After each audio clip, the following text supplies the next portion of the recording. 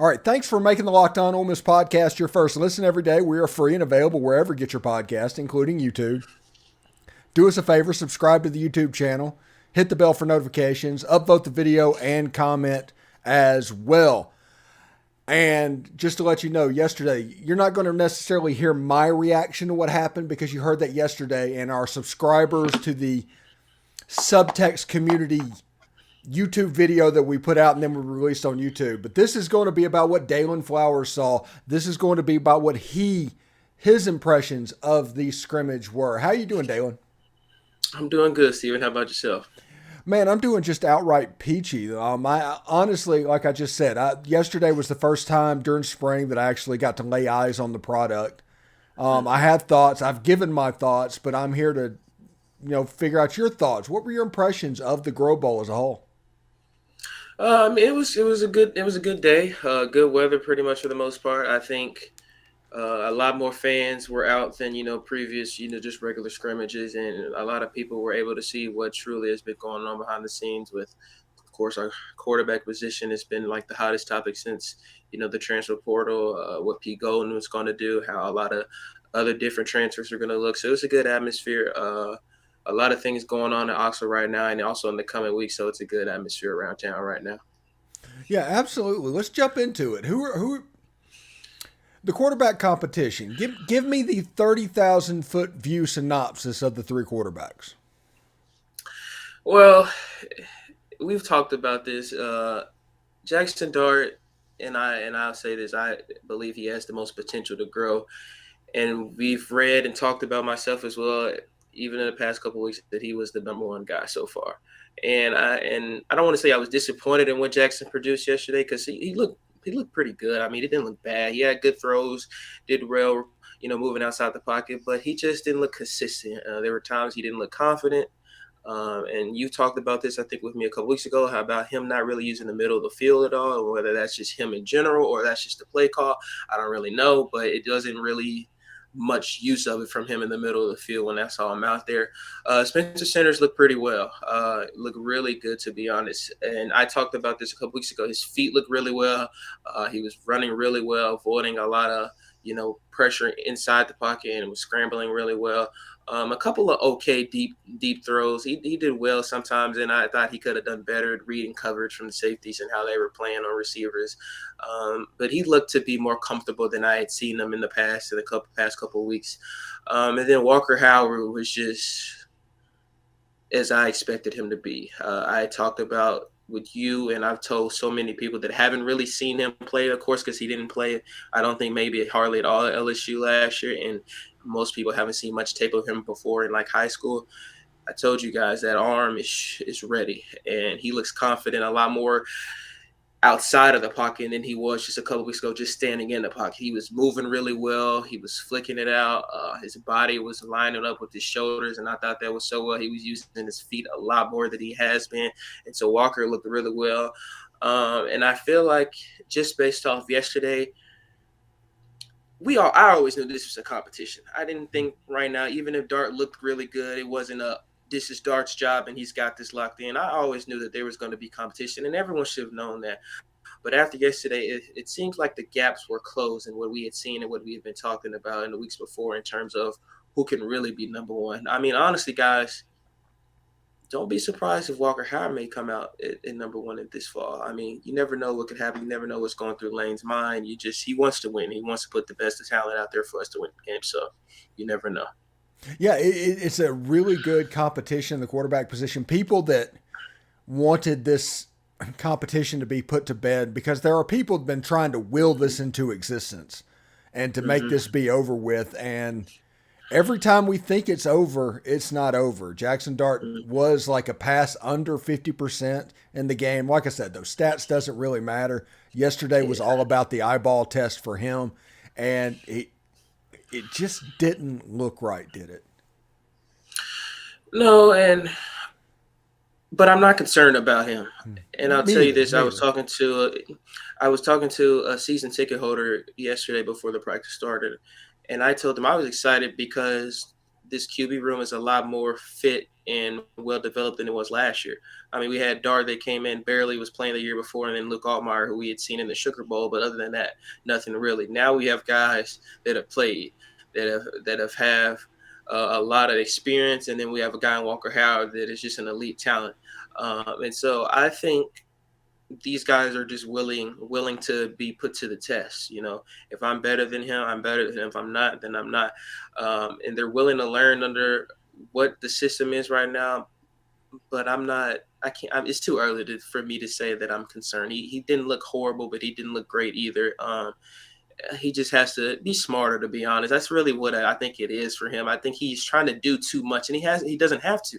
He's trying to be Superman, and he just needs to be Jackson Dart, and I think he can be. He's just trying to do a little bit too much at times, and I think if he just lets the game flow for him and he plays how he plays, I mean, we've talked about this. He has so much in his repertoire to do and use, and I think if he's just comfortable in using that, and he's trusting in his receivers and his O-line and his running backs, Dart will be fine. But again, this is the competition is real. I mean, we got a long way to go, and we'll just see from reports leading up to the fall where everything is going and how Lane's thinking. All right. And in just a second, we're going to do our players of the Grove Bowl, where you give me only one quarterback, one other offensive player, and then two defensive players, just two on both sides of the ball, but only one quarterback. But keeping that in mind, who are some players that you might not make that list of your top two that really stood out in the Grove Bowl? I would say Michael Trigg, and I would say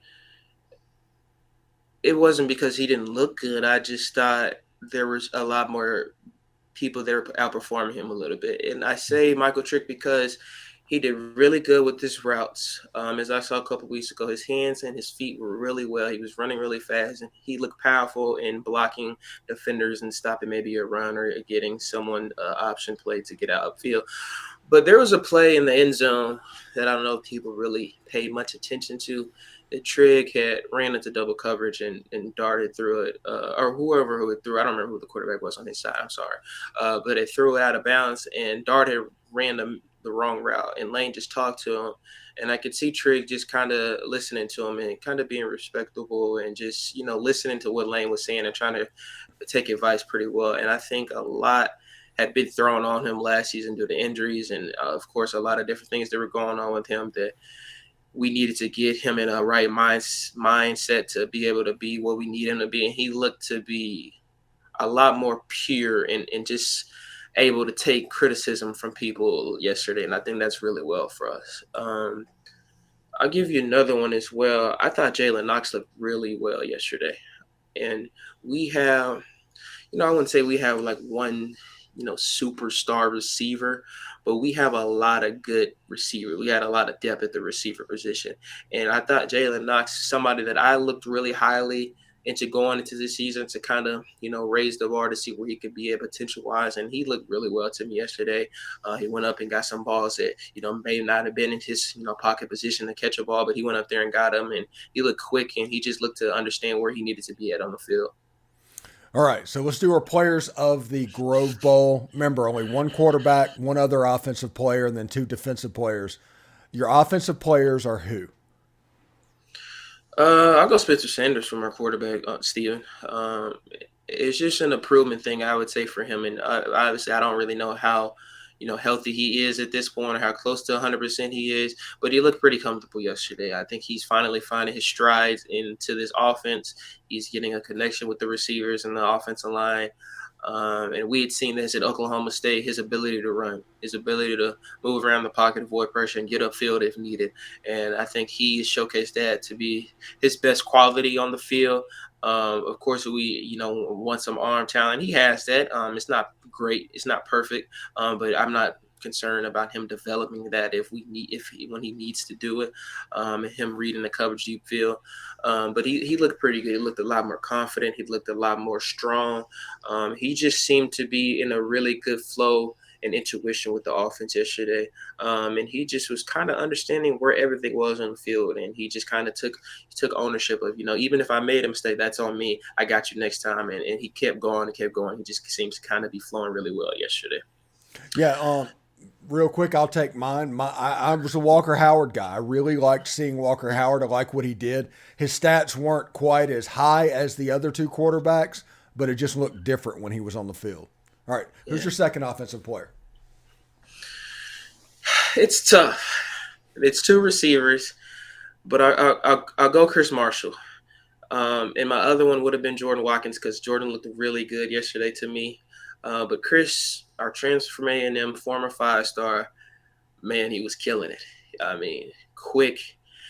His feet were good off the scrimmage line. Was running his routes really well. Was cutting in and out. His body control as well, and he was going up in the air and catching the ball if needed. So it didn't matter if it was one defender, two. He was going up there. He said, "I'm going to get this ball, and nobody's going to stop me." And that is what I kind of feel like we need to replace Jonathan Mingo, because coming in before last season, Lane was the throw the ball type of guy, 400, 500 passing yards a game. But then Quinshawn and Zach Emmons last year, we became a running offense, I think, in a lot of people's eyes. And I don't want to just sit there and say that that's our full mentality, but it's good to see that we can have a receiver that we can rely on, quick, stable. And he seemed to be in a good headspace as well. I think he's fitting into Oxford really well, and he's fitting into the school and with the offense really well, and he's learning his plays really well. Yeah, I'm going to go with my second player is Michael Trigg. I thought he was dominant again in the spring game. There was a couple of things he needs to work on. I really like the fact that Lane Kiffin split up Jackson Dart and Michael Trigg this year because you kind of needed to see them apart a bit to see what will happen. But he was a weapon for Spencer Sanders. He was a weapon for Walker Howard when he was on the blue team. I think Michael Trigg has a chance to be as a flex tight end, flex wide receiver, jumbo wideout. He has a chance to be really effective this fall. Over on the defensive side of the ball, who have you got, Daylan? First, I'm going to go John Sanders, our transfer from Miami High. I thought he looked really well. His hands were almost perfect, in my opinion. And they had him, and I don't know, we've talked about this, that Pete was running a lot of different schemes yesterday. So, that's why I don't want people to be concerned about what you saw from the defense yesterday. Please don't think that that was something to be concerned about. I'm not worried about what I saw yesterday at all. Yeah, it was three but John calls. Saunders, yeah. John Saunders looked really well. And he's a guy that I feel like we needed in the portal because we lost so much from our secondary in the portal. And Saunders is good, quick movement, 6'2", a good, powerful guy that can really defend any receiver that any team puts up against him. And his hands are really good. He got an interception off Spencer Sanders yesterday. So he just seemed real confident in moving around in the backfield. And he kind of was pointing out different things to his safeties like, hey, I need you right here, or I need you right here. So he just kind of seemed to be in control of everything. And that seemed to be a really good standout for me. Yeah, I'm going to start with Xavion Harris, the 6'7" nose guard. Looked really fantastic as a football player. I'm looking forward to seeing exactly what he can do, platooning with Josh Harris on that defensive line. So he got me really excited just optically yesterday. Yeah. What's your last my one? second one, it was difficult because it was hard to depict what the defense was really looking like yesterday, but I think I'm going to go Ashanti Crunk because our linebacker position is something that I feel like a lot of people are not really comfortable or really know what's going on a lot. We got a lot of new transfers in that position. We lost some guys in Austin Keys as well. And I thought Ashanti looked really comfortable in terms of stopping the run. And he was just kind of everywhere. And I talked about that with the swarm defense. He kind of just seemed to be everywhere where he needed to be. He just seemed confident in stopping the run, getting in the middle of the field to stop a pass if needed to. And so he looked really well. And he had a lot of potential last year, but I think he's kind of fitting into a new defense that we kind of want him to be here as well.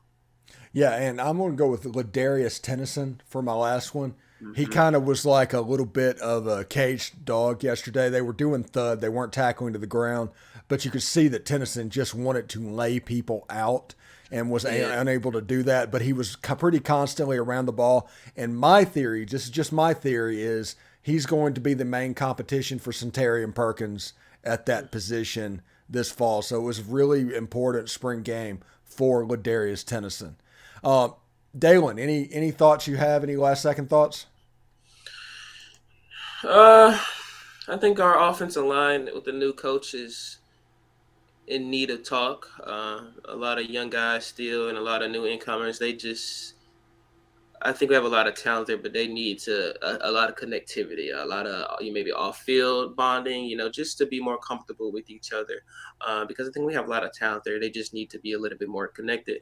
And I thought our receivers did really well. I talked a couple weeks ago, excuse me, about them dropping passes a lot, but they looked really good yesterday.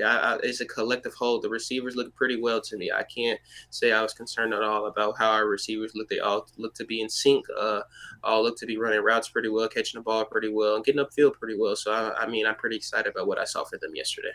Yeah, big ones then, because Aiden Williams is going to be coming this summer as well. Yeah. So they better be off on the good foot, because it's about to get a little bit tougher in that room. Anyway, Daylan Flowers, the Daylan Show. Over, if you want to listen to that podcast, give him a search. Daylan's going to be covering a little football for us moving forward, for games and practices and things like that. So check him out on his podcast. You can check him out on mine. But thanks again for making the Locked On Ole Miss podcast your first listen every day. Make sure you check out our brand new podcast, Locked On College Basketball. It has everything you need to know about college basketball in one place, plus you get to hear from big-name experts, insiders, coaches, and players. It's Locked On College Basketball. It's available on YouTube and wherever you get your podcast. Daylan, thank you very much for stopping by. And, as this moves forward, we're going to have to get you on again, buddy. Anytime, guys. Appreciate you, Stephen. Howdy toddy, folks. Howdy toddy.